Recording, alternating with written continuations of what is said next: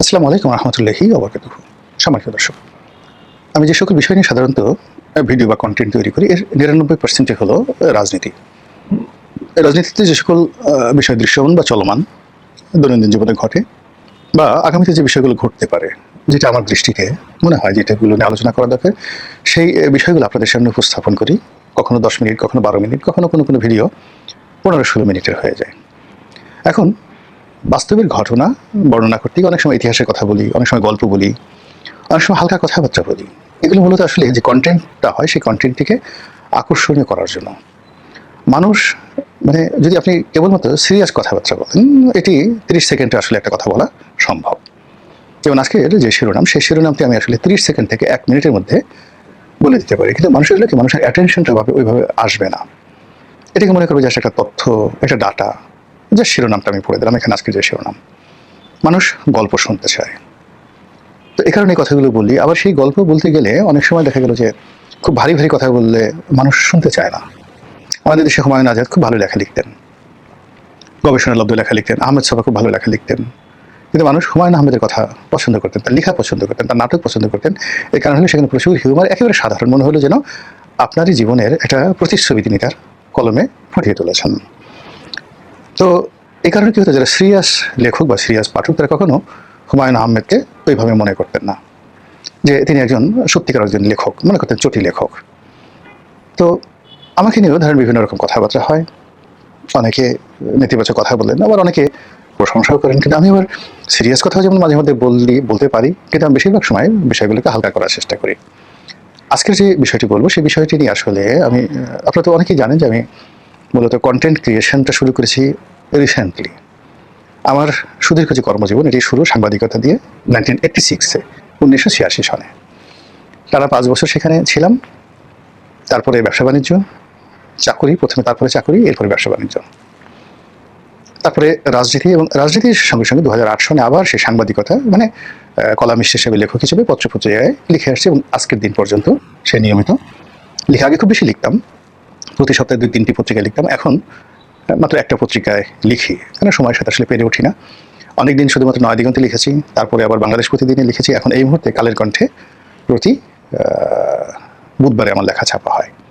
তো এই প্রতি সপ্তাহে ধরে আমি চিন্তা করি যে পাঠকদের জন্য বলা খুব সহজ, আমি যেরকম সাবলীলভাবে বলে যাচ্ছি, কিন্তু এই কথাগুলো যদি আমি বলি আপনারা পড়বেন না।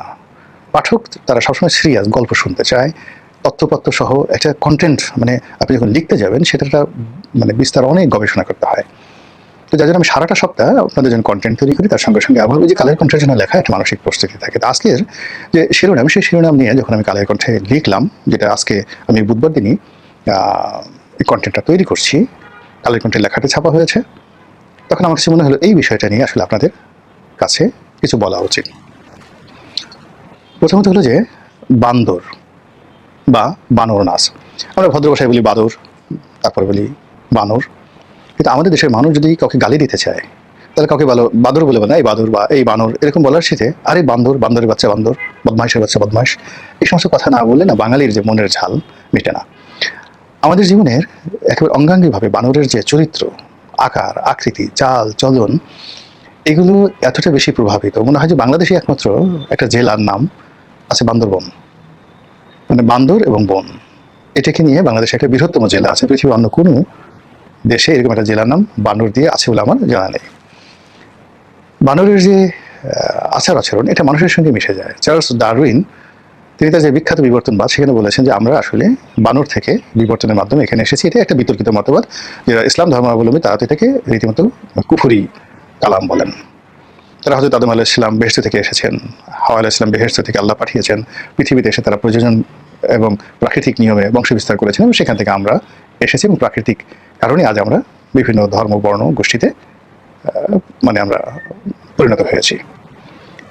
তো এই যে ধর্মীয় বিশ্বাস, কিন্তু ধর্মীয় বিশ্বাস তার সঙ্গে সঙ্গে বৈজ্ঞানিক যে কথাবার্তা যাই থাকুক না কেন, প্রকৃতিতে যে সকল প্রাণী রয়েছে তার মধ্যে সবচেয়ে বানরের সঙ্গে আমাদের অন্তমিল রয়েছে, ভীষণ রকম মিল রয়েছে। আর এর মধ্যে বাঙালির মিল রয়েছে খুব বেশি।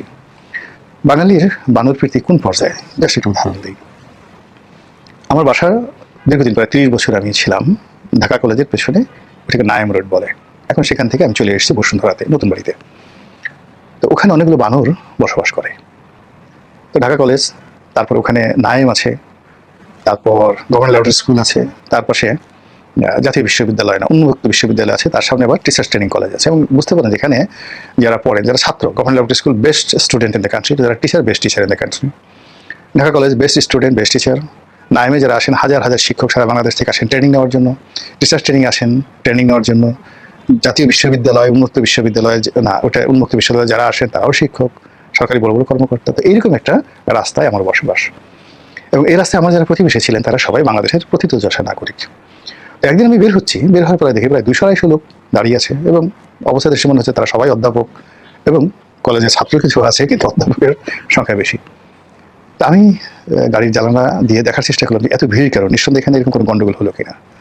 মাই গড, আমি দেখলাম যে ঢাকা কলেজের যে গেট, দ্বিতীয় গেট, হোস্টেলের দিকের যে গেটটি রয়েছে এবং নাইমের গেটের সামনে, ওখানে 3-4টা বানর খেলাধুলা করছে, মানে গাছের উপর উঠছে নামছে, আর সব এই বড় বড় অধ্যাপকরা প্রায় 200 লোক দাঁড়িয়ে দাঁড়িয়ে বানরের সে খেলা দেখছে।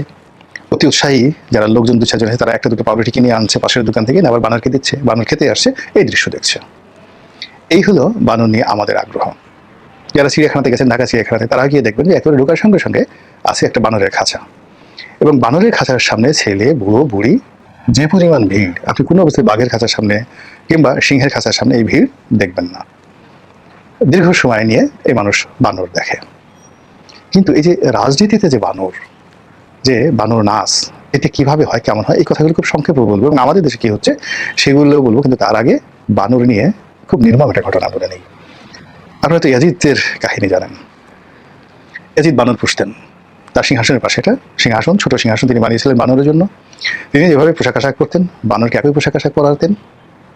তারপর তার দরবারে যারা আসতেন, যারা কর্নিশ করতেন, তারা বানরকে কর্নিশ করতেন, এবং তার যারা বেশি অভিজাত, মানে আমির ওমরা, অন্য দেশের রাষ্ট্রদূত যারা আসতেন, মানে ইয়াজিদ মানে কি একটা বিশাল শাসক, আজকের পুরো মধ্যপ্রাচ্য তার আন্ডারে ছিল, সাইপ্রাস সহ। It's not a matter of joke, আমাদের দেশের প্রধানমন্ত্রীর মতো নয়, আমাদের এরকম 100টা প্রধানমন্ত্রীর মতো ভূখণ্ডর অধিকারী ছিলেন ইয়াজিদ ইবনে মাবিয়া। তো সেই রাজার দরবারে কায়না আসতো, সবাই আসতো, কিন্তু সবাইকে ওই রাজার 3.5 বছরের নিয়মে তাকে বানরকে সেলুট করতে হতো, এবং যারা রাজার হাত চুম্বন করার জন্য অনুমতি পেতেন, এটা ছিল একটা রেয়ার, যাকে বলে তাতে হ্যান্ডশেক করতেন, হাত বাড়িয়ে দিতেন।